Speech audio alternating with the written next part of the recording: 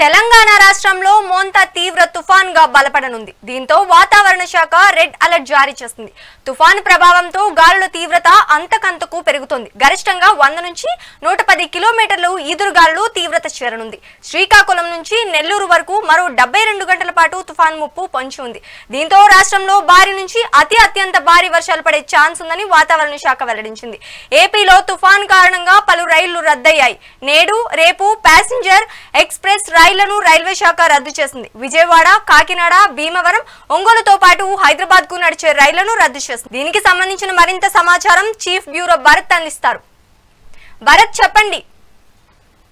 బంగాళాఖాతంలో ఏర్పడినటువంటి అల్పపీడనం కాస్త ప్రెజెంట్ తుఫానుగా మోంతా తుఫానుగా కొనసాగుతుంది. దీని ప్రభావం మరి కాసేపట్లోనే ఇది తీవ్ర తుఫానుగా పరిణితి చెందిన తర్వాత మచిలీపట్నం, కాకినాడ మధ్యన తీరం దాటే అవకాశం ఉందంటూ కూడా వాతావరణ శాఖ అంచనా వేస్తున్నటువంటి సిచ్యువేషన్ అయితే కనిపిస్తా ఉంది. ప్రజెంట్ ఈ తుఫాను గంటకు 12 కిలోమీటర్ల వేగంతో కదులుతా ఉన్నది. ఈ రోజు సాయంత్రానికి కానీ లేదనుకుంటే రేపు ఎర్లీ అవర్ లో కానీ ఏదైతే ఈ తీవ్ర తుఫానుగా పరిణితి చెందిన తర్వాత తీరం దాడుతుందంటూ కూడా అంచనా వేస్తున్నటువంటి పరిస్థితి కనిపిస్తుంది. ప్రజెంట్ అయితే మచిలీపట్నానికి 270 కిలోమీటర్ల దూరంలో, కాకినాడకి 310 కిలోమీటర్లు, విశాఖపట్నానికి 370 కిలోమీటర్ల దూరంలో కేంద్రీకృతం అయింది. ఇది తీవ్ర తుఫానుగా పరిణితి చెందిన తర్వాత తీరం దాటే అవకాశం ఉన్నటువంటి పరిస్థితుల్లో పూర్తిగా ఆంధ్రప్రదేశ్ అంతటా కూడాను మోస్తరు నుంచి భారీ వర్షాలు పడే అవకాశం ఉన్నటువంటి పరిస్థితి. రేపు తీరం దాటే ముందు భారీ నుంచి అతి భారీ వర్షాలు పడేటటువంటి పరిస్థితి ఉన్నటువంటి నేపథ్యంలో ఇప్పటికే రాష్ట్ర ప్రభుత్వం అలర్ట్ అయింది. లోతట్టు ప్రాంతాల్లో ఉన్నటువంటి ప్రజలు కానీ, నదీ తీర ప్రాంతాల్లో ఉన్న ప్రజలు కానీ, అదేవిధంగా సముద్ర తీర ప్రాంతాల్లో ఉన్నటువంటి ప్రజలకు కూడా, తీర ప్రాంతాల్లోని ప్రజలను కూడా అప్రమత్తం చేసినటువంటి పరిస్థితి. కొన్ని విశాఖపట్నం జిల్లాకు సంబంధించి కానీ, విజయనగరం, శ్రీకాకుళం జిల్లాలో తీర ప్రాంతాల్లో ఉన్నటువంటి మత్స్యకారులందరినీ కూడా ఇప్పటికే పునరావాస కేంద్రాలకు తరలించారు.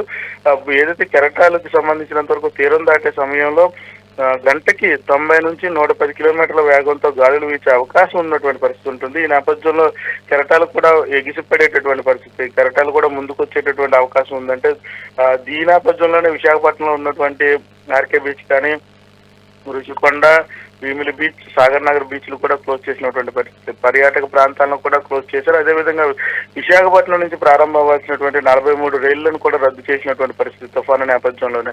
అయితే దీనికి సంబంధించినంత వరకు రాష్ట్ర ప్రభుత్వం పూర్తి స్థాయిలో అన్ని ఏర్పాట్లను కూడా పూర్తి చేసింది. ముందస్తుగానే తుఫాను ప్రభావిత ప్రాంతాల్లో ఉన్నటువంటి పాఠశాలలు ఇప్పటికే 3 రోజుల పాటు సెలవులు ప్రకటించారు. అధికారులకు ఎవరైతే సెలవులో ఉన్నటువంటి వాళ్ళందరినీ కూడా సెలవులు రద్దు చేసి తుఫాను ప్రభావిత ప్రాంతాల్లో పర్యటించాలంటూ కూడా ఇప్పటికే చెప్తున్నటువంటి సిచ్యువేషన్ అయితే కనిపిస్తా ఉందని చెప్పుకోవచ్చు. మరొక వైపు రాష్ట్ర ప్రభుత్వం అధికారులతో పాటుగా జిల్లాకు సంబంధించినంత వరకు జిల్లా యంత్రాంగం కూడా అలర్ట్ అయినటువంటి పరిస్థితి. అన్ని విభాగాల్లో ఉన్నటువంటి అధికారులందరినీ కూడా సమాయత్తం చేసినటువంటి సిచ్యువేషన్ అయితే కనిపిస్తోంది.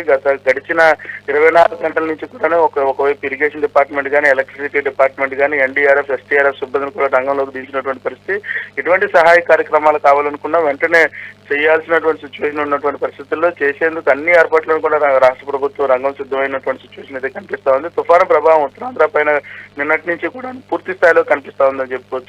ఎడతెరిపి లేకుండా నిన్న ఉదయం నుంచి కూడా వర్షం పడుతున్నటువంటి పరిస్థితి. విశాఖ జిల్లాతో పాటు ఉత్తరాంధ్ర అంతా కూడా భారీగా వర్షం పడుతున్నటువంటి సిచ్యువేషన్ అయితే కనిపిస్తా ఉంది. ఎప్పటికి కూడా వర్షంతో పాటుగా విండ్ స్పీడ్ గంటకి పెరుగుతున్నటువంటి పరిస్థితి.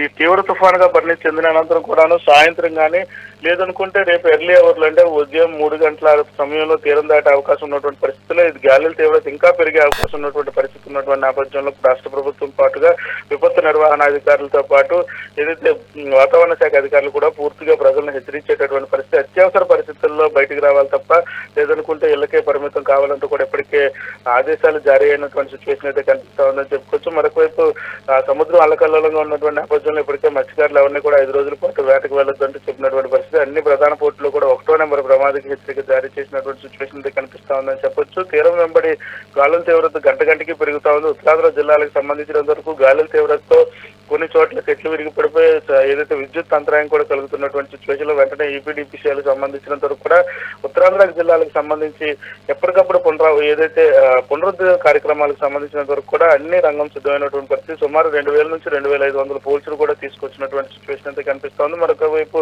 ఎన్డీఆర్ఎఫ్, ఎస్టీఆర్ఎఫ్ సిబ్బంది కూడా రంగంలోకి దిగినటువంటి సిచ్యువేషన్ అయితే ఉంది. ప్రెజెంట్ అయితే మాత్రం తీవ్ర తుఫానుగా బంగాళాఖాతంలో కొనసాగుతుంది. తీవ్ర తుఫానుగా పరిణితి చెందిన తర్వాత తుఫానుగా కొనసాగుతున్న నేపథ్యంలో మరి కాసేపట్లో మధ్యాహ్నం 1 గంట 2వ ప్రాంతంలో తీవ్ర తుఫానుగా పరిణితి చెందిన తర్వాత సాయంత్రం లేదనుకుంటే ఎర్లీ అవర్ లో తీరం దాటే అవకాశం ఉన్నటువంటి పరిస్థితుల్లో ప్రచండ గాలులతో పాటుగా వర్షం కూడా భారీగా పడేటటువంటి పరిస్థితి, ఆకస్మిక వరదలు వచ్చేటటువంటి సిచ్యువేషన్ అయితే ఉన్నటువంటి నేపథ్యంలో ఎక్కడికక్కడ ఉన్నటువంటి పునరావాస కేంద్రాలతో పాటుగా నదీ తీర ప్రాంతాల్లో ఉన్నటువంటి ప్రజలు కానీ, లోతట్టు ప్రాంతాల్లో ఉన్నటువంటి ప్రజలు కానీ, అదేవిధంగా సముద్ర తీర ప్రాంతాల్లో ఉన్నటువంటి ప్రజలను కూడా అప్రమత్తం చేసినటువంటి సిచ్యువేషన్ అయితే కనిపిస్తా ఉందని చెప్పొచ్చు. మరొక వైపు ఆకస్మిక వరదలు సంభవించేటటువంటి పరిస్థితుల్లో ఏదైతే చెక్ డ్యామ్స్ కానీ రిజర్వాయర్స్ కి సంబంధించినంత వరకు కూడా ఇరిగేషన్ డిపార్ట్మెంట్ పూర్తి స్థాయిలో పరిశీలన చేస్తున్నటువంటి సిచ్యువేషన్ అయితే కనిపిస్తా ఉంది. మరి ముఖ్యంగా విశాఖ జిల్లాకు సంబంధించినంత వరకు కూడాను మేఘాద్రి రిజర్వాయర్ కానీ, అదేవిధంగా తాడిపూడి రిజర్వాయర్, పెద్దేరు, ఇటువంటి అన్ని రిజర్వాయర్లకు సంబంధించినంత వరకు ఓకే రైట్ అవసరం మేరకు ఇన్ఫ్లోని అవుట్ఫ్లోకు చూస్తున్నటువంటి సిచ్యువేషన్ అయితే కనిపిస్తా ఉంది. మరి ముఖ్యంగా తీవ్ర తుఫాను అనంతరం కూడాను దీని ప్రచండ గాలులతో పాటుగా భారీ వర్షం పడేటటువంటి పరిస్థితుల్లో ప్రభుత్వ యంత్రాంగం పూర్తి స్థాయిలో సన్నద్ధమైనటువంటి పరిస్థితి, ప్రజలందరూ కూడా ఇళ్లకే పరిమితం కావాలంటూ కూడా చెప్తున్నటువంటి సిచ్యువేషన్ అయితే కనిపిస్తా ఉంది. ఇప్పటికైతే ఉత్తరాంధ్రలో భారీగా వర్షం పడుతున్నటువంటి పరిస్థితి, గంటకు కూడా గాలుల తీవ్రత పెరుగుతున్నటువంటి సిచ్యువేషన్ అయితే ఉత్తరాంధ్ర జిల్లాలో కనిపిస్తుందని చెప్పొచ్చు. Okay, thank you Bharat.